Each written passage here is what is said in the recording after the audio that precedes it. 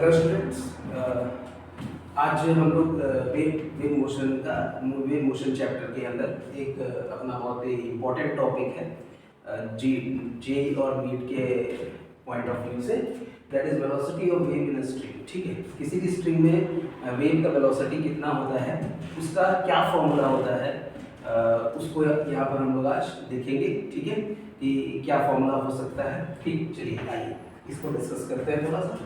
देखिए, जब भी हम एक स्ट्रिंग की बात करते हैं, मान लेते हैं एक स्ट्रिंग है, ठीक है ना, एक स्ट्रिंग है, तो ये स्ट्रिंग है, ठीक, ये स्ट्रिंग, ओके। अब इस स्ट्रिंग के अंदर अगर हमने हम मान लेते हैं कि इस पॉइंट पर हमने क्या किया, एक डिस्टरबेंस क्रिएट किया, एफ फोर्स लगाकर इसको प्लग किया।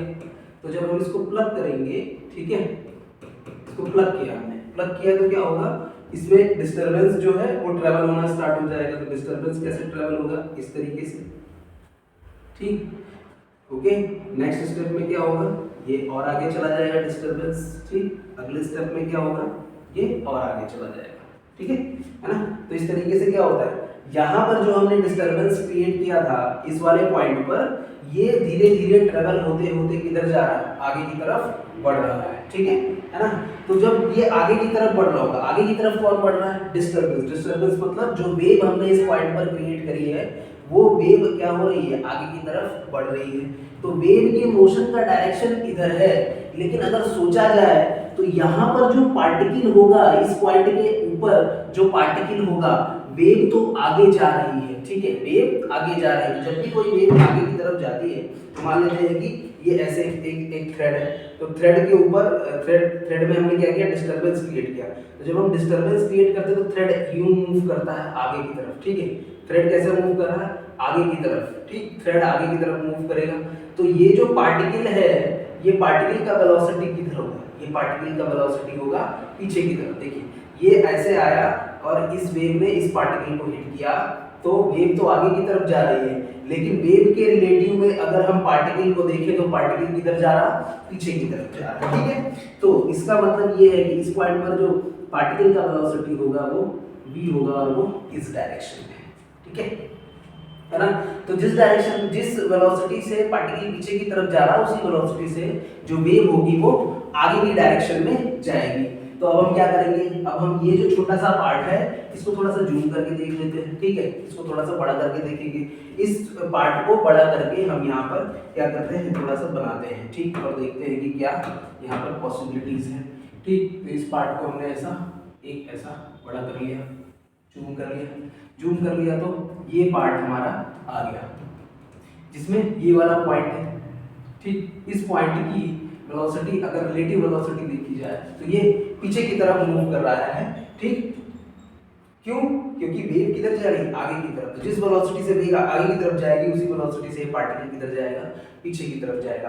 अगर इस क्रॉस सेक्शन का हम मास मान लेते हैं कि dm है, dm मास का क्रॉस सेक्शन है, ठीक है ना। और इस कर्व का रेडियस हम मान लें कि r है, कर्व का रेडियस हमने मान लिया कि r है, ये पॉइंट हो, ये r और ये वाला भी r है।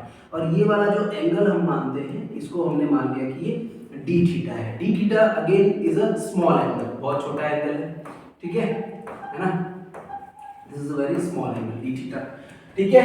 तो इस ये जो हमने ये जो स्ट्रिंग है, स्ट्रिंग का एक छोटा सा पार्ट लिया है, उस छोटे से पार्ट का मास क्या है, dm है, जिसमें ये जो v दिखा रहे हैं ये किसका है, पार्टिकल का वेलोसिटी है पीछे की तरफ, और वेव किधर मूव कर रही है, आगे की तरफ। तो जितनी वेलोसिटी से पार्टिकल पीछे की तरफ जाएगा, उसी वेलोसिटी से वेव क्या होगी, आगे की तरफ बढ़ेगी, ठीक है। तो इसको हम एज मान सकते हैं कि ये किसकी वेलोसिटी को दिखा रहा है, हम लोग वेव की वेलोसिटी को दिखा रहे हैं, ठीक है। अच्छा, ओके, है ना। ये एंगल हमने मान लिया d थीटा है, और d थीटा बहुत छोटा है, ठीक। इस पॉइंट से होती हुई एक स्ट्रेट लाइन खींच लेते हैं, इस पॉइंट से होती हुई एक स्ट्रेट लाइन हमने खींच ली। उसी तरीके से यहां से होता हुआ एक स्ट्रेट लाइन हमने खींच लिया, ठीक। तो जब ये स्ट्रेट लाइन है और ये इस एंगल को क्या कर रही है, दो इक्वल पार्ट्स में डिवाइड करेगी, तो ये एंगल हो गया d थीटा बाई 2, और ये वाला एंगल भी हो गया d थीटा बाई 2, ठीक है। ये दोनों एंगल d थीटा बाई 2 हो गए। और इस यहाँ पर क्या हो सकता है, देखो जब हम डिस्टरबेंस क्रिएट करेंगे तो स्ट्रिंग में क्या आएगा, स्ट्रेच, स्ट्रिंग खींचेगी तो उसके अंदर क्या आ जाएगा, टेंशन आ जाएगा। तो यहाँ पर टेंशन को हम इस तरीके से दिखा सकते हैं कि ये हमारा टेंशन टी इधर और इसमें टेंशन टी इधर है, ठीक है ना। अलोंग द टेंजेंट हम यहाँ पर शो कर सकते हैं कि ये टेंशन टी है और ये टेंशन टी। अब बाय ज्योमेट्री अगर ये डी थीटा बाई 2 है तो ये वाला एंगल भी डी थीटा बाई 2 हो जाएगा, ठीक है, और ये वाला एंगल भी डी थीटा बाई 2 हो जाएगा, ओके है ना। तो क्या होगा, अब इस टेंशन के दो कंपोनेंट हम ले सकते हैं, इस टेंशन के क्या कर लेंगे, दो कंपोनेंट ले लेंगे। तो एक कंपोनेंट तो अलोंग दिस डायरेक्शन, तो ये हो जाएगा t cos d theta by 2, ठीक है, एंगल के साथ वाला कंपोनेंट cos होता है तो इधर भी t cos d theta by 2 आ जाएगा, ठीक है, t cos d theta by 2 आ गया, ठीक है ना। और 90 डिग्री पर कौन सा कंपोनेंट आएगा, वर्टिकल कंपोनेंट या परपेंडिकुलर कंपोनेंट, तो ये हो जाएगा t sin d theta by 2 और इधर भी आएगा t sin d theta by 2। तो यहाँ पर हमें दिख रहा है कि t cos d theta by 2 और t cos d theta by 2 दोनों का डायरेक्शन क्या है, अपोजिट है, ठीक, और दोनों इक्वल है, तो दोनों एक दूसरे को कैंसिल आउट कर देंगे, ठीक है। लेकिन डाउनवर्ड डायरेक्शन में या नीचे की तरफ जो फोर्सेस लग रहे हैं वो कितने हैं, t sin d theta by 2 और t sin d theta by 2, ठीक है, इतनी बात हमें समझ में आ गई। तो t sin d theta by 2 और t sin d theta by 2 दोनों को क्या कर सकते हैं, हम लोग ऐड कर सकते हैं, ठीक है ना। अब देखो चूंकि ये v वेलोसिटी से पार्टिकल पीछे की तरफ जा रहा है तो अब ये कैसा, ये सर्कुलर आर्क है, तो सर्कुलर आर्क में बाहर की तरफ एक फोर्स लगता है, इसको हम लोग बोलते हैं सेंट्रीफ्यूगल फोर्स, और उसका वैल्यू यहाँ पर क्या होगा, मास इनटू वेलोसिटी का स्क्वायर डिवाइड बाय रेडियस, ठीक है ना, क्योंकि इस आर्क का हमने मास कितना माना है, dm माना है, तो यहाँ पर मास की जगह पर dm हो गया, किस वेलोसिटी से मूव कर रहा है, v वेलोसिटी, तो v square divide by r हो गया, ठीक है। तो dm v square divide by r is equals to क्या होगा, t sin d theta by 2 plus t sin d theta by 2, तो that is equals to 2t sin d theta by 2 हो जाएगा, ठीक है। देखते हैं कैसे, तो ये हो गया 2t sin d theta by 2 is equals to dm v square by r, ठीक है। अब देखो चूंकि ये क्या है, एक आर्क लेंथ है जिसका रेडियस कितना है, r है, और यहाँ पर सेंटर पर एंगल कितना बन रहा है, d थीटा, तो ये पूरा आर्क लेंथ किसके इक्वल होगा, अगर मैं ये मान लूं, अगर हम ये मान लें कि भाई ये जो आर्क है इसका टोटल लेंथ है dx, ठीक है, तो क्या लिख सकते हैं हम लोग, dm क्या है, ये जो हमने स्ट्रिंग ली है, स्ट्रिंग के पार्ट का लेंथ है, तो dm divide by dx is equals to हम लोग लिख सकते हैं म्यू क्या है, मास पर यूनिट लेंथ, ठीक है ना। तो देखो dm इज इक्वल्स टू क्या हो जाएगा यहाँ पर, म्यू इनटू dx। अब बात रही कि dx क्या होगा, तो dx is equals to arc length, और आर्क लेंथ यहाँ पर क्या होगा, r d थीटा, क्यों, कैसे, angle is equals to arc upon radius होता है, angle is equals to arc divide by radius, ये फॉर्मूला हमने पढ़ा है, ठीक है ना। तो आर्क इज इक्वल्स टू क्या हो जाएगा, आर्क इज इक्वल्स टू होगा एंगल इनटू रेडियस, ठीक है ना। तो देखो एंगल कितना है d थीटा और रेडियस कितना है r, और आर्क कौन सा, आर्क क्या है, dx ही तो है, तो dx is equals to r d theta हो जाएगा, ठीक है। तो dm इज इक्वल्स टू होगा mu into r d theta. इतनी बात हमें समझ में आ गई कि 2t sin d theta by 2 is equals to dm v square by r है, ठीक, और dm is equals to mu r d theta है।